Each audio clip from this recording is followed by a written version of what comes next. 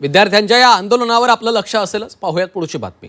भाजपचे दिवंगत नेते गोपीनाथ मुंडे आमच्यासोबत आले असते तर आम्ही 2014ला निवडून आलो असतो, अशी प्रतिक्रिया पृथ्वीराज चव्हाण यांनी दिली आहे. त्यांनी आज पुन्हा गोपीनाथ मुंडेंबाबत भाष्य केलं. मुंडे वरिष्ठ आणि सक्षम नेते होते, त्यांना मुख्यमंत्रीपद मिळायला हवं होतं, मात्र त्यांना त्यांच्या पक्षातनंच साथ मिळाली नाही, असा दावा पृथ्वीराज चव्हाण यांनी केला आहे.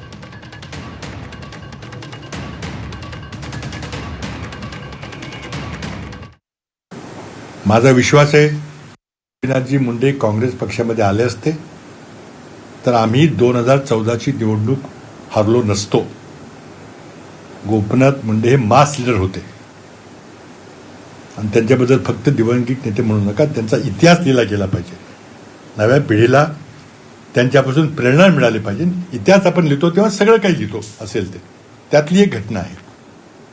आणि त्याचबरोबर मी आणखी सांगतो की 2014ला आमचं सरकार निवडून आलं असतं तर आमचे सहकारी मित्रपक्ष NCPचे लोक होते, त्यांनी मला काही मुख्यमंत्री होऊ दिलं नसतं.